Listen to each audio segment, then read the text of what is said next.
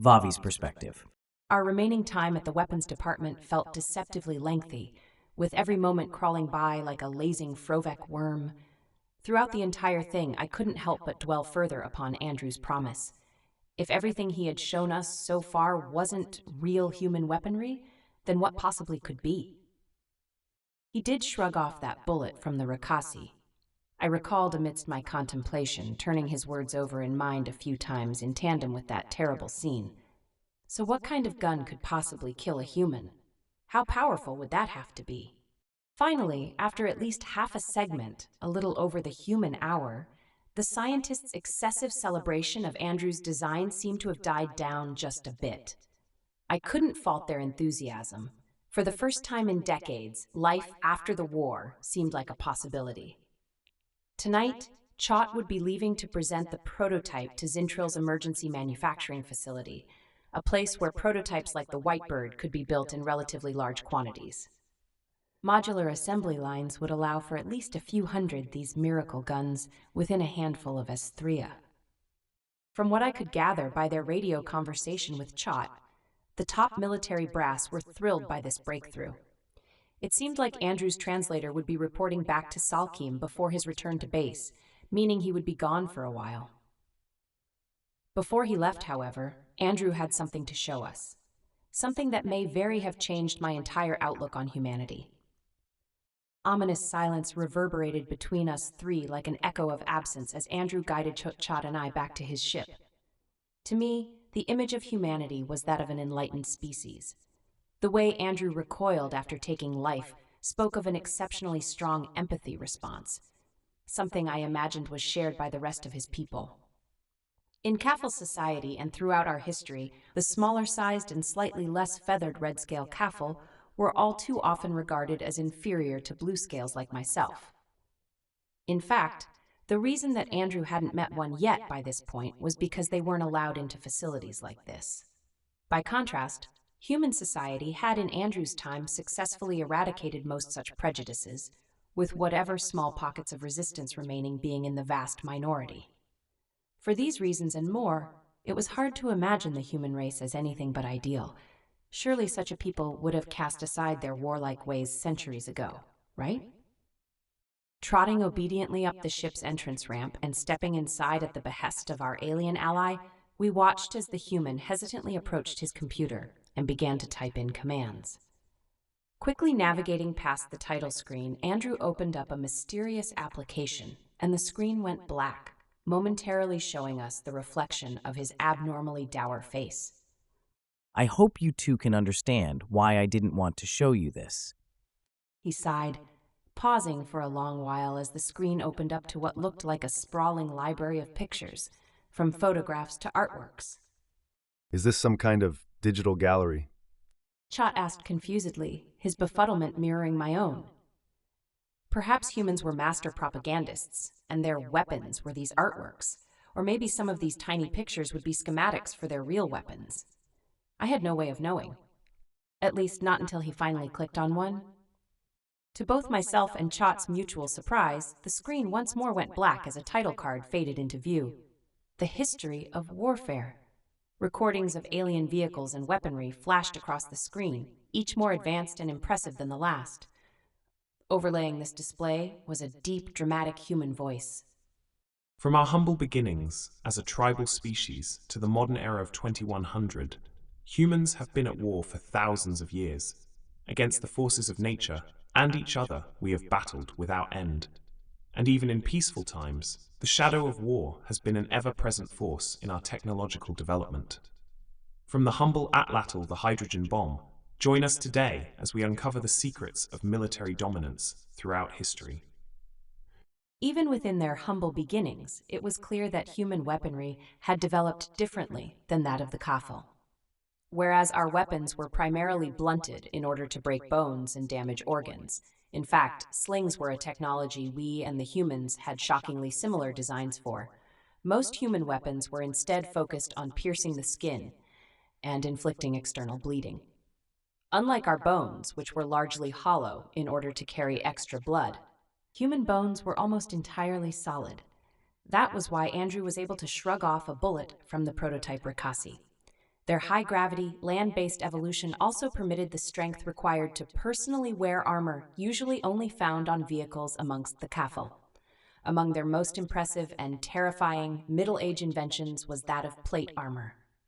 The powerful metallic plating and impassive helms made those who wore it look more like sci-fi robots than the lovable alien we'd all come to know. Interesting. Chot hummed, his expression betraying a small degree of concern upon this shocking revelation. Taking down a human armored like that would require vehicle-grade weaponry. Hearing this exclamation, Andrew maintained his mirthless expression. Let's just hope that you guys never have to go to war against my people. The real spectacle, however, was yet to come. By the time the human world wars rolled around, their technology was already well ahead of our own. Comparing their tanks to ours was akin to comparing an adult to a hatchling. It simply wasn't fair. Our modern tanks bore more resemblance to their civilian vehicles than to their own tanks, which looked like impenetrable monsters by comparison. Further stealing the show were fully automatic guns, weapons which created an endless stream of death. Pleasant as the implications of this technology seemed to Chot, I was horrified. Even a single one of these weapons could decimate an entire unit in seconds. I couldn't believe that humans like Andrew would not only create such lethal ordnance, but also employ it against their own. Then we saw the mushroom cloud, and I was left speechless. You weren't exaggerating when you said a hydrogen bomb could devastate entire cities. Offering in reply a sad yet snarky laugh, Andrew continued. That wasn't a hydrogen bomb. He began, pulling up an infographic showing the blast radius of this weapon, followed by one that eclipsed it several times over. That one used nuclear fission. The real hydrogen bombs use fusion and are a few thousand times more powerful. The weapons which followed, while none more ultimately devastating than nuclear bombs, all completely dwarfed our own military technologies. From drones driven entirely by computers to weaponized satellites, no advancement for humans was beyond weaponization. By the time this documentary had finally concluded, both myself and Chot were speechless for entirely different reasons. Now you can probably understand why I haven't shown this to everyone. Andrew sighed, his eyes lingering on the video's final frame depicting an explosion even larger than that of a hydrogen bomb. I didn't want everyone to think my species was a bunch of warlike supermen. We've had our moments, but overall, I like to believe we've gotten more peaceful with time. I understand. Chot muttered solemnly, shamefully averting his gaze from our human friend as he visibly contemplated his next words. I'm sorry. He began awkwardly, looking somewhat ashamed of himself for whatever he was about to apologize for. Salkim has called me to the Golden Nest to debrief him on your species. He wants to know if your kind are a considerable threat. Unfortunately, I will be obligated by oath to share this information with the Prime Minister. I hope you can forgive me for such an indiscretion. Andrew offered no verbal reply to this slight, instead simply nodding in a human gesture of affirmation. I just wanted to make sure you guys knew the truth about what we humans are capable of. You've both been very honest with me since I landed here, and I wanted to return the favor. Though he was speaking to both of us, I couldn't help but notice the way the human's gaze locked onto me in particular. Thank you for showing this to us. I cooed happily, regarding my dear friend with a fondness formerly unfamiliar to me, one I didn't quite understand how to describe. It means a lot that you trust us with the truth. Suddenly, Chot's radio blared with the sounds of barely audible speech. I have to get this. The translator interrupted, stepping out of the main command center as he pressed the device to his ear and began to speak in a quiet, conspiratorial tone. That reminds me. Andrew hummed, exiting the video application and navigating his cursor over toward one which depicted an envelope of some sort. My message to humanity won't arrive for another century, but I guess we can at least see if there's anything of note on their old broadcasts. Care for a listen? He asked, nodding along excitedly with this course of action. I watched with deep curiosity as Andrew clicked upon the application and navigated to a message labeled as arriving a week ago. Hovering a shaky finger over the play button, my human sighed to himself. Let's hope whatever this is ends up being good news. Nervously, he clicked the button, and a message began to play. This is Boris Johan, Chief of the United Nations Space Agency.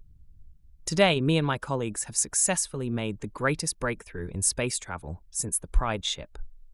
Our prototype quantum transmitter and receiver successfully ferried a message to and from Alpha Centauri in just over 2 years, something that would have taken 10 for traditional radio communications.